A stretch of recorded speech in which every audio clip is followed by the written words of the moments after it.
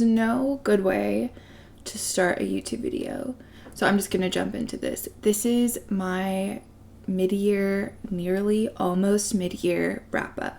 This is every book I've read in 2024. I felt like this was a really good first video because you can just kind of see like what I read, what I like, what I'm into, if we have the same taste, if we vibe. So this is every single book I've read this year. I use Storygraph, so I'm just going to go through my reading journal and talk about them as they go. I don't think I'm going to give star ratings. I think I'm just going to give vibes because I don't always give my books star ratings. But just for a general idea, I've read 41 books this year. 30 of them have been fantasy, and then I've got a little bit of everything else sprinkled in there. I'm generally an adult fantasy reader, but I do read other things here and there. I started this year off on kind of an unfortunate note. I read the original First Law trilogy last year by Joe Abercrombie. I love the original trilogy. Logan Ninefingers is one of my favorite characters ever. I was really disappointed in this one, but I think it's because I don't really like Casca that much. And I think this is called Shivers' book. I think this is the least interesting Shivers book of all the books that Shivers is in.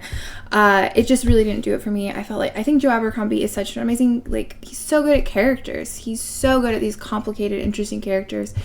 And I felt like this book was weirdly really plot driven.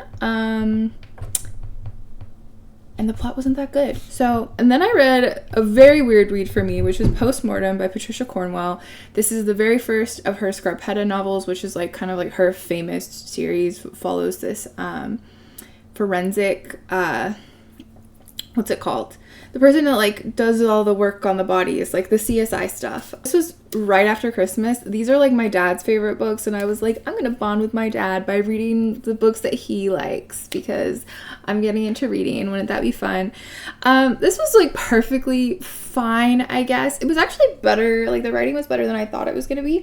But I don't know. It had a silly ending, and it's everything came together all at once, and the killer was super not, it was not my favorite. And honestly, it's funny, my biggest thing with this book was all of the main characters are just so normal. There's not a quirk to be found. And I'm a little freak, so that really didn't do it for me. And then I read Tress of the Emerald Sea by Brandon Sanderson. Brandon Sanderson is I'd say he's my favorite author. He's definitely he's in my top 3 or 4, I would say. But realistically, I mean, I've spent the past year and a half reading through the Cosmere, so he's very near and dear to my heart. I love him. This was my first of the secret projects that I had read, and it's very cute. It's very heavy on Brandon Sanderson humor, so if you aren't into that, this one might be tough. It's a very different tone than a lot of his other books, but it's very cute. It's very sweet. It was very heartwarming, and I was kind of in having a slumpy moment, and so this really got me out of it. So in December of last year, I got COVID, and for some reason when I had COVID, I was just I was sequestered in my little room by myself, really fucking depressing, and I wanted to watch the Harry Potter movies, and specifically the first couple, when they were kiddos, it's just very nostalgic, and I was I'm gonna read the Harry Potter books. I haven't read them since I was a kid, and then I read the first one, and I just didn't have a very good time with it. I think if you're 9 to 12, it's great, but pacing of the first book is really weird, and it is very middle grade-y, and I know the books get better, and part of me is maybe I still should pursue that, but I probably won't. And I had my first 5-star read of the year, which was The Catcher in the Rye by J.D. Salinger, and oh my god, I could talk about this book for a really long time, and I'm not going to. I just want to say Holden Caulfield is one of the most precious, heartbreaking characters. J.D. Salinger, he is a horrible human being, but his writing, impeccable. I adore him. Frankie and Zoe is really high on my list right now of books that I want to read. And then I read The Days of Abandonment by Elena Ferrante. This was a recommendation from Seesop Charles, who is on some kind of weird YouTube hiatus, breaking all of our hearts very much. But if you haven't watched his videos, there's a back catalog that will very much give you an insight, I think, into my mind that he's my favorite booktuber. He recommended this one. It is very, very good. It is a hard book to get into, but Elena Ferrante's her writing is beautiful, and not in like an over poetic, like overwritten way. Like there are lots of writers I think who try to write like her and fail miserably. She just like cuts to the very heart of like an emotion and an experience. This is about a woman whose husband leaves her for another woman and leaves her to like take care of her 2 kids, like basically on her own, and her kind of like grief process, essentially, her going through all of the stages of that. And it is honest and ugly and beautiful, and has like just really strange pacing. The middle section of this book, like where most of the things all happen in like one day, even though the book takes place over months, and it is a fever dream. And I'm talking too much. Okay. Then I read Bones and All. I went on a little bit of like a Luca Guadagnino kick, and really that's only 2 books because he hasn't adapted that many books. But I read Bones and All after I saw the movie. The book sucks. Just don't read the book. Just watch the movie. The book is a young adult book, and it's like really young adult, and like Luca Guadagnino just like took it and made it like, it is a cannibal romance. So if that's like intriguing to you and you want to read the book before you watch the movie, you can read it, but the movie's way better. Then I read A Knight of the Seven Kingdoms by George R. R. Martin. This was cute. Again, so I read The Song of Ice and Fire in 2023. It is Stormlight and A Song of Ice and Fire. It's like, how do you choose between? I can't choose, but those are the 2. Those are my 2 like God tier series, and I'm very much a baby in terms of fantasy. I have not read a lot. I started reading last year. So, but for now, after I spent some time mourning the fact that we're never going to get the rest of the series, I decided that I would read A Knight of the Seven Kingdoms, which is like prequel kind of like stories from 2 characters who are living in the same world, in Westeros. It was cute. Duncan Egger, really sweet. Is not up to the same level as the actual series, but it's a good read. And then I read Call Me By Your Name by Andrea Assaman. Call Me By Your Name was basically like my entire personality from 2017 until, I don't even know, it lasted a real long time. It was not a phase, and I'm still not fully over it. That is probably my favorite movie. I think it is a perfect movie. And so I was really nervous about reading the book because some people say it's really terrible. Some people say it's really good. I really loved it. Again, Andre Assaman, the fucking prose. People have weird stuff about Elio being 17 in this book. I think people need to chill out, but that's like my hot take for the day. I don't know. Burn me at the stake for that one, whatever. I don't think anyone has ever written Longing the way that Andre Assaman has written Longing, and then Luca Guadagnino took that and just like perfectly captured it on film. I think the main difference and the reason that people don't like this is that like the way that yearning and obsession and like longing and lust look versus the way they sound inside of your own head are very different. And Elio's kind of a crazy person, but I think he captures so perfectly like the way that love makes you fucking insane. And people don't like that. People don't want, it's the same thing with The Days of Abandonment. Like people don't like that book because she has these like horrible thoughts, and I'm like, I want to fucking be inside your brain. People who are judgmental of those things and don't find it interesting when authors put down the like actual insane things that happen inside of the human brain, because like you must be really stable and probably really boring. All right, that was January. And in February, I decided, again, I've been kind of like taking myself to fantasy school, reading all the classics, all the ones that you have to read. I decided to read The Name of the Wind by Patrick Rothfuss. It's a really kind of controversial book at this point. I feel like it was like lauded as being like one of the greatest fantasy books of all time, but there's so many people now who hate it, and a lot of people obviously who are mad at Patrick Rothfuss. I thought it was fine. I always think it's really interesting. Like, I didn't really like this book very much, but not for the reason that I hear so often. One, people say that this book is beautifully written, that the prose is next level. Those people, I'm just so confused. Like, when I said that thing earlier about like people try to write like Elena Ferrante and they can't. They try to write this like beautiful, delicate, descriptive, like cutting emotional prose, and they can't. I'm talking about Patrick Rothfuss. It sounds like a senior in high school who is trying to write something that would be considered literary. I do not like his writing. I think he overwrites. I think he overdescribes.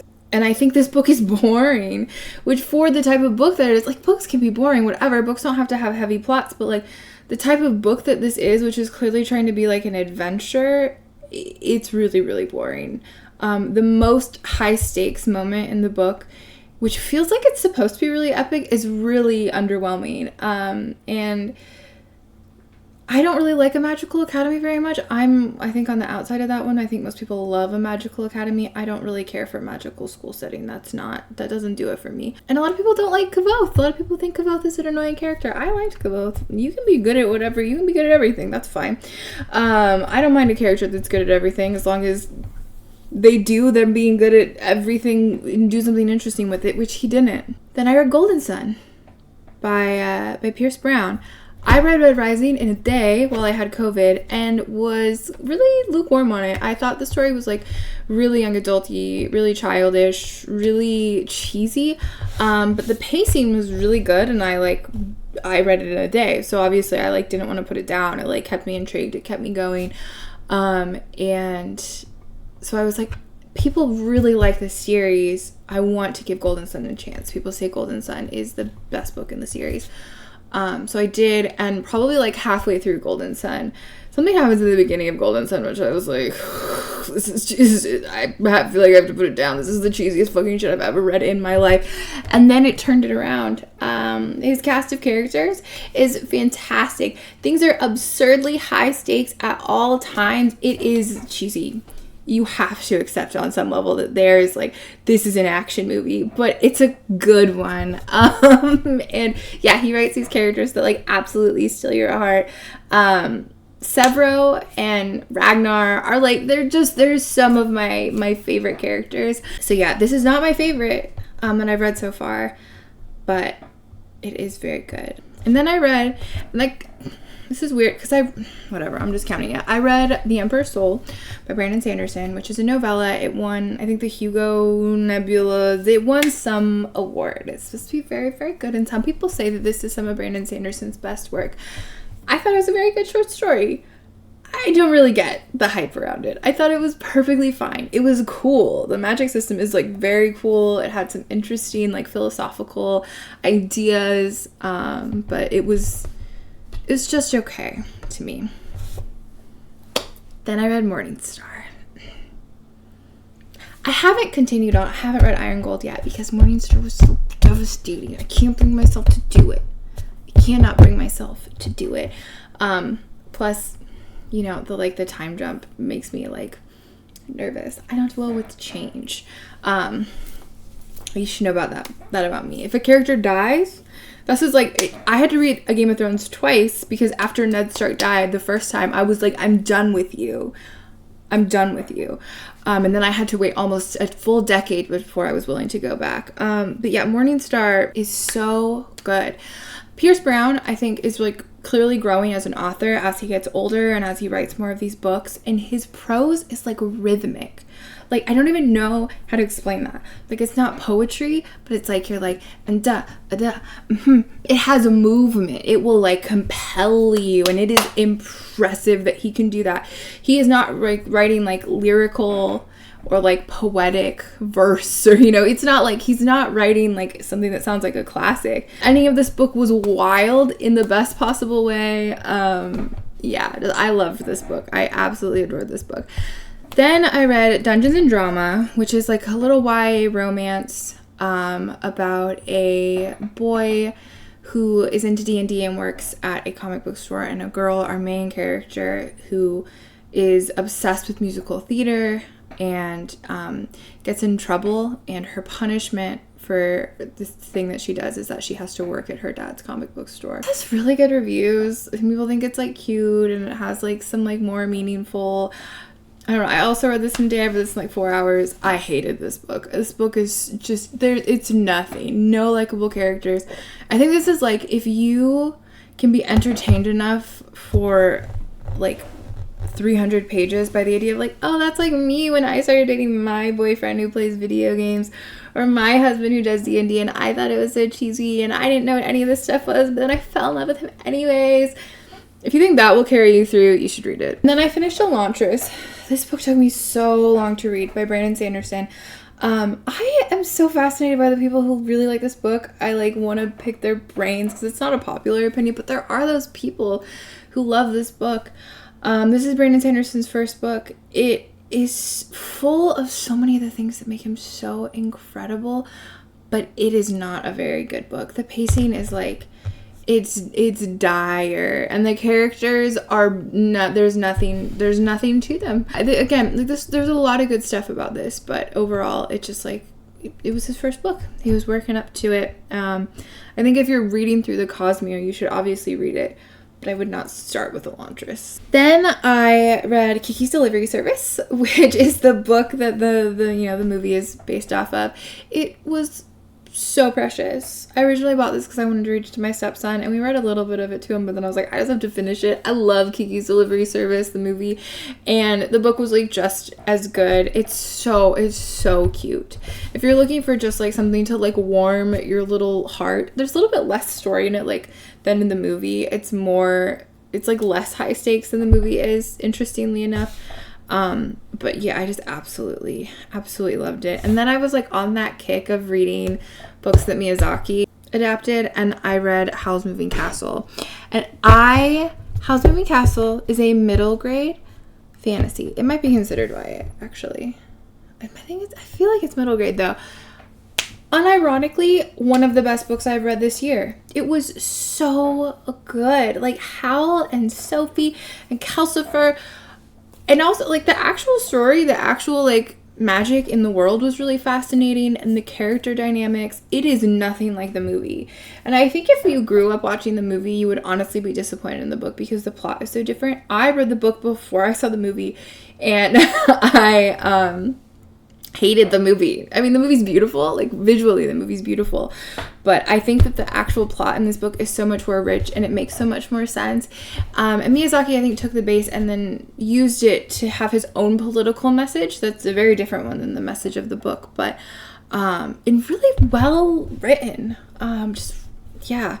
It is a series technically, and I've bought the second one. I haven't read it yet, but I definitely want to. And the last thing I read in February was Wifey by Judy Blume. Judy Blume, obviously super famous children's book author. We watched at the beginning of this year this documentary called Judy Blume Forever, I believe, and it was just like one of the most heartwarming things I've ever seen. I highly recommend that documentary if you're like having a bad day and you need something to make you feel like good about the world. Me and my husband both work with kids, so but I think if you like work with kids, if you're a parent, if you generally care about I just think anybody would really like it. It seems like a really incredible person. And I just feel like I want to preface this, like the idea of watching a documentary about Judy Blume was the least appealing. Like my husband had to like beg me, and then I ended up like absolutely loving it. But in it, they talk about how after she got divorced, she wrote this book, Wifey, which is this book, an adult book. I think it was her adult debut, about a woman who is in an unhappy marriage and starts to like explore her sexuality. And it is smut. It is Judy Blume written, perverted, weird smut about like all of the weird, fucked up thoughts of this like suburban, unsatisfied housewife. And I don't know that it was a good book, but I feel like for the history, it was a really fascinating book. Now we're moving on to March. I decided, again, if I'm taking myself to fantasy school, I have to read Terry Pratchett. I have to read Discworld. I started with Equal Rights because we just had it, and I'd heard that that was one of the good ones to start with. And this one follows the witches. This is very much like it's a feminist book. I have kind of complicated feelings about the Discworld books. They're so funny and they're so well written, but I find the plots of them to be really underwhelming, and I think they're just like too short, which is like a good and a bad thing. I'm really interested. I have Guards, and that's the next one I'm planning on reading to see if maybe that's like a little bit longer, if I feel like we actually have enough time to really explore the plot. But most of the time, I just feel like his characters are kind of underbaked. Even if they're interesting conceptually, it feels like a lot more of his energy is going to the prose. And not that there isn't some underlying philosophical idea there, I just don't know that it feels like there's like a lot there. So I'm not like a huge Discworld fan yet. I'm not done. I'm definitely going to read more. But I've really enjoyed all the Discworld books that I've read. I feel like I'm being very diplomatic. Like, he's a really incredible writer. I don't ever find fantasy writers to be funny. Fantasy writers are notoriously unfunny. They're some of the least funny people. Like, the fact that Terry Pratchett was like able to write funny fantasy books, I mean, I think it speaks to, like, he's clearly a genius. There's just something about it that it's not my favorite, you know? Then I read the second and third book in the Abhorsen series by Garth Nix. So that's Lyriel and Abhorsen. So Sabriel was one of my favorite books when I was a kid. It's like one of the first fantasy books I ever remember like falling in love with. And so I reread that last year, and then I decided to continue on with the series. They follow different characters. They don't follow Sabriel. Well, Sabriel and Touchstone aren't in them, but they follow a different set of characters. And I loved these books. I thought these books were so cozy.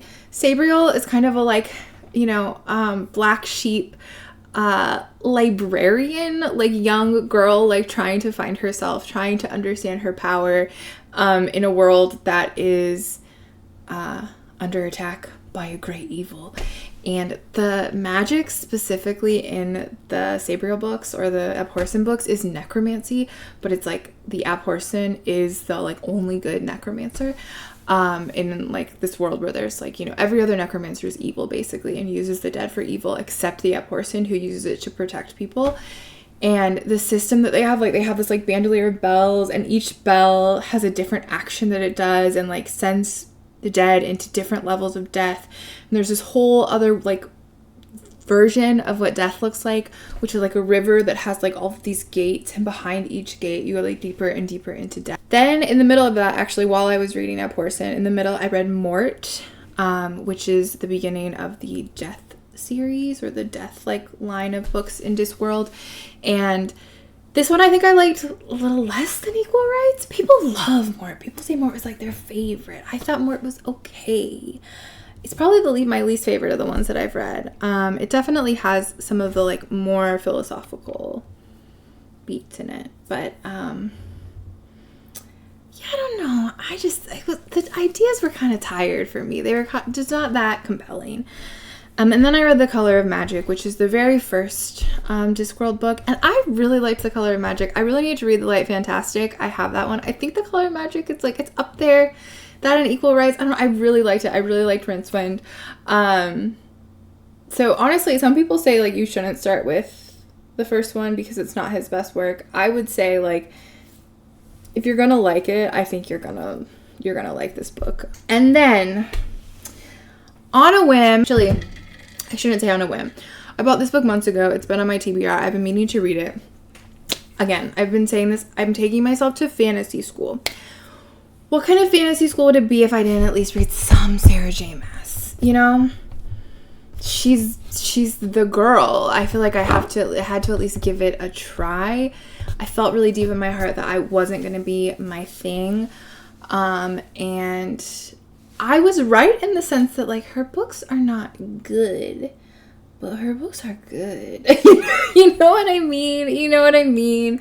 It's like these books are kind of trash, but, like, in a way that just keeps you on the edge of your seat and you just want to know what's going to happen next. So, because I read adult fantasy generally and I'm not really a romance girl, I decided to read Throne of Glass. People say that, like, in terms of, like, fantasy, that's, like, her most interesting, complex world. First Throne of Glass book is perfectly mediocre. She's, especially in those early books, but I think that just in general, Sarah J. Maas is not a very good writer in terms of, like, her prose, sentence to sentence. There's so many times where I was like, did she just write that? Like, that's so awkward, or that's so weird, or that's, like, not it. And like Selena is extremely unlikable in this first book, which does kind of make it hard to keep reading them. But I had faith that it was going to get interesting. And so many people say like you have to read to like the 5th book to really know if you're going to like it or not, because that's when it really gets good. Because she did start, it's kind of like Red Rising, where she did start writing these when she was like a child basically. But I was intrigued. And I will say, like, as much as Aelin is annoying in the early books, Kale and Dorian are, like, very intriguing characters. And the magic system in this book, like, and as it slowly reveals itself, like, there is some there. And then I read Dune, because the second book came out by Frank Herbert, obviously.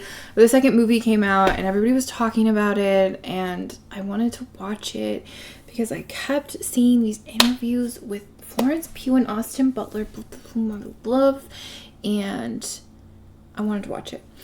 I didn't end up watching Dune Part 2, because after I read this book, I watched the first movie, which I had never seen, and hated it so much that I couldn't bring myself to watch the second one. But the book is fascinating, absolutely fascinating, really worth a read. I think people act like Dune is so complicated and hard to understand, and I have heard that the books after this get really complicated and political and just really off into the weeds. I don't know if that's true. I don't know if I trust people at this point, because people say that this book is also really hard to get into, and I don't think that's true at all. This book is like very readable and not particularly dense, I don't think. I find Paul to be like such a fascinating character. You know, there's a lot of really good commentary on capitalism and blah blah blah, all of that stuff that we love, but I think it's a fascinating book. Frank Herbert's brain, like, clearly there was like so much going on in there, and I think that like he had too much to get out in this one book. Like, this book felt short to me. I felt like I needed so much more, and like things were so like glazed over and skipped over for a time or for whatever, and there are some things in this book that I hated. I'm going to say these words, and if you know what they mean, then maybe you'll understand my issue. The Atreides Gom Jabbar. That's all I'm gonna say. That's all I'm gonna say. I think I gave it like a 4.5 stars. It's really good. But it's not perfect. And I don't know if I'm gonna keep reading them. And then I read The Alloy of Law, which is Mistborn Era 2, Book 1. People are gonna come for me. I did not like Mistborn that much. I read it second after I read the Stormlight Archive, which maybe was a mistake. I can't really decide, because I think if I hadn't read the Stormlight Archive first, I'm not really sure that I would have been that interested in reading it after reading Mistborn. But having just read Stormlight, Mistborn was extremely underwhelming. I don't really like Vin as a main character. I don't really like Elend as another main character. Really, I like Tensoon and Marsh. And Kelsier, sure. Anyways, so I was really nervous about reading these books, because most people say that they like Era 1 much, much more. And I think I like Era 2 more. I've read all the books at this point. I'm going to get into them. The Alloy of Law is really different tonally than the last 3 books. I feel like Brandon Sanderson was like really having fun when he wrote this one. It's a pretty silly book, but the series really grows in depth as it goes. Yeah, it sounds like it would be not it at all. It's like this kind of like Western Indiana Jones, steampunk, modern urban fantasy, which does not sound like my vibe at all. But especially in this one, Wayne is a really compelling character, and they're kind of like dynamic together. So basically, it's in the same world as Mistborn. There's still Allomancy, but there aren't actual Mistborns. We're in like the world that they created. It's like you can't talk about it without spoiling the first one. I don't know. They're good though. So then I finished Crown of Midnight, which is the second book in the Throne of Glass series. Definitely was better than the first one. I was like way more intrigued. I think that was at the point where I was, after the end of Crown of Midnight, I was like, okay, I'm here for this. I'm gonna read these books. Let's go. And then I read Shadows of Self, which is the second Mistborn Era 2 book by Brandon Sanderson. This one is my favorite one. They brought back the Khandra, which the Khandra are probably like one of my favorite parts about the original Mistborn series. And this one is basically the arc is about Wayne and his past with his wife, which is kind of like one of the central traumas that his character is working throughout the books up until this point. And this is the only one in the series that made me cry. This was my favorite one in the series, the second one, weirdly enough. I loved it. And then I read The Bands of Mourning like directly after. I was like, okay, let's go. Again, very, very good. This one is definitely the most obviously Indiana Jones inspired. But this is also the one where like Brandon Sanderson is clearly, and he has been in the past like, you know, few years, I guess several years at this point, it's more than just a few, really wanting to get into like the cosmere and like the interconnectedness and like amping up the magic systems. And it really starts in this one, and then in the Lost Metal it's even more amplified. So that was all really interesting, and all the callbacks to the first series and all the characters. If you know, you're pretty deep into the cosmere, I think you should, or at least you should be by the time that you've read these. And so it's fun. And there's like a lot of like what I would consider like fan service in these books. Then I finished, after reading that one, because that was the last thing that there was spoilers to, and Arcanum Unbounded, the Cosmere collection, which that's like all the short stories and stuff. So like Mistborn Secret History is in there, which is very good. I did not think I was going to like that, but I loved it. And it made me appreciate Kelsier like all over again. But yeah, like Edge Dancer and the Emperor's Soul and all of the other little White Sand, all of the little short stories are in there. Yeah, and it was just so cool. I feel like I don't know where we're going, but there's so many places. There's so much to go. So, you know, whatever. Okay. Then I read The Heroes by Joe Abercrombie, which is the second standalone. And oh my God, I love this book. I was so happy. I did not like Best Served Cold that much, and so I was really worried going forward, because this one, people are like, it's a battle scene over 3 days. A lot of people say it's boring. A lot of people do not like this one. I love this book. This is like so high up there as like one of my favorite Joe Abercrombie books that I've read. Gorst was like just one of my absolute favorite characters, just an absolutely unhinged, fascinating guy. I love when an author goes there with a character who's just like out of their mind, but not in a way that feels like silly or poorly done. It really is a character study. It's a character study. It's looking on like the nature of war, the nature of right and wrong, and like who people in general, but specifically men, like become to make meaning in their life. Whoever would have thought after reading the first series that one of Bethed's sons would become like one of my favorite characters in this world. But that's what happened. So highly recommend The Heroes. Absolute 5-star read. And then I read Air of Fire. I think at some point I completely skipped. Yeah, I did completely skip. Okay. In between Bands of Mourning and Arcanum Unbounded, I read The Assassin's Blade, which is the short story collection or novella series, whatever collection that comes. Some people say you should read it first, Throne of Glass. I read it third. That's, I think, like the official reading order is that you read it third. I'm really glad that I read it third. Hot take. I'm really, really glad that I read it third. But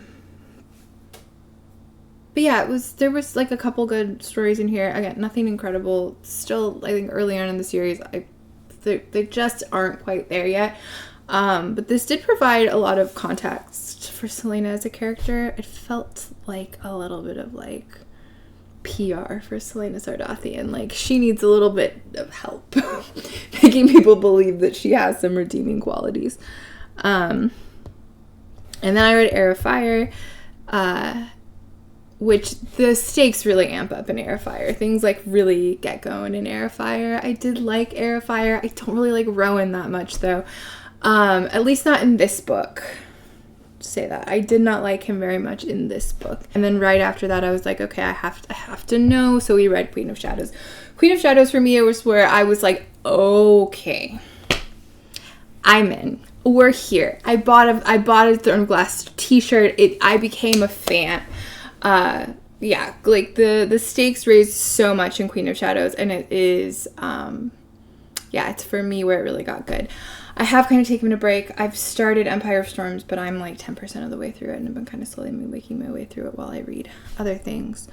I'm realizing I really just kept going. The border will have changed. We're in April. We're like almost through April at this point. Then I read Red Country, which is the final standalone in the First Law world.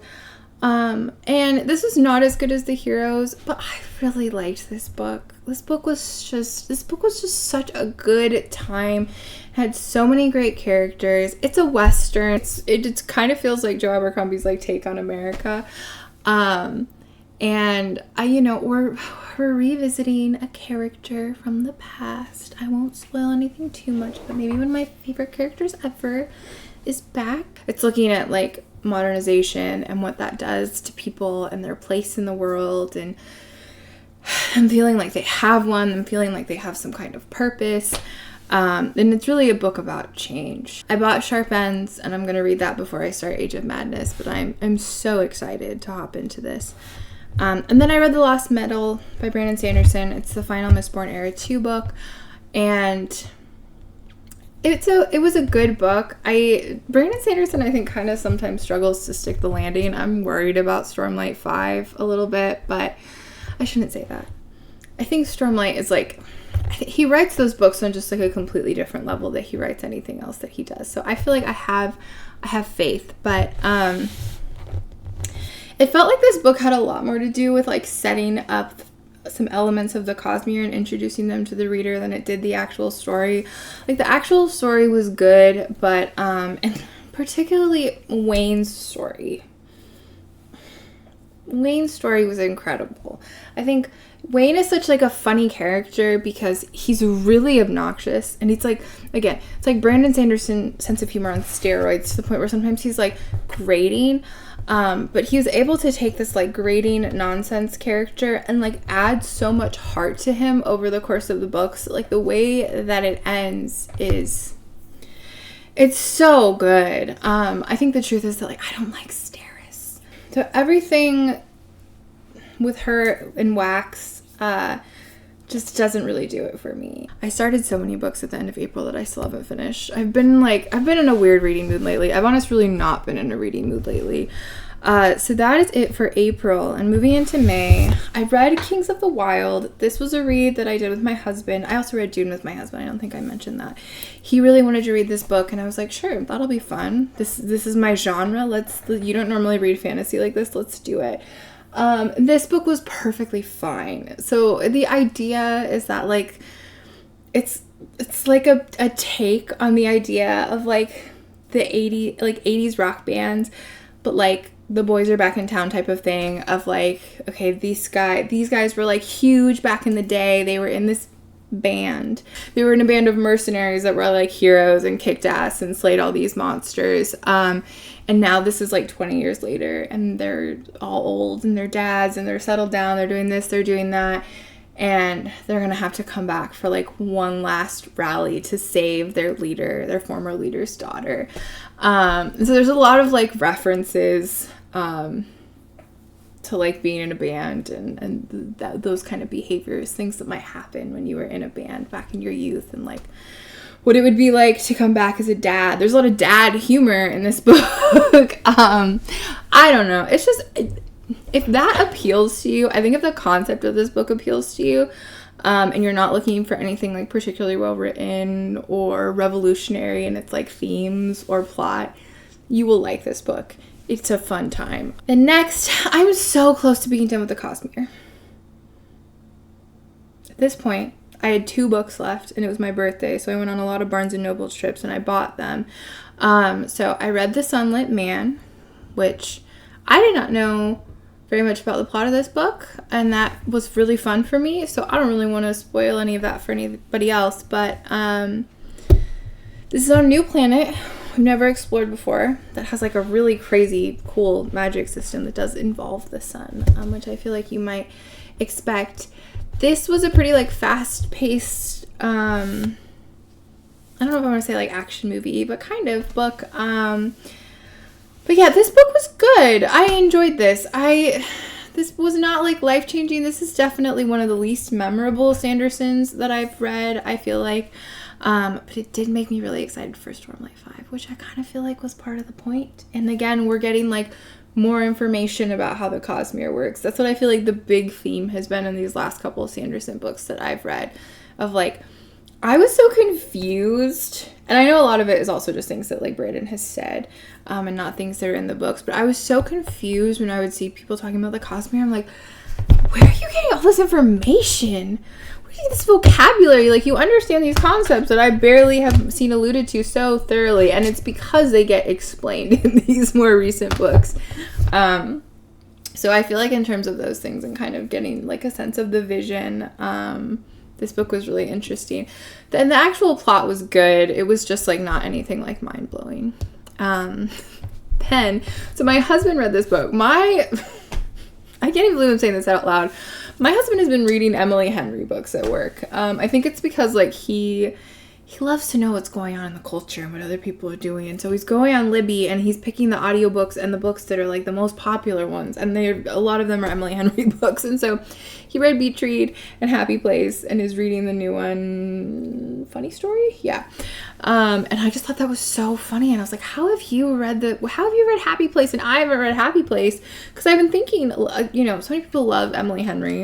And I'm fascinated by the booktube girlies.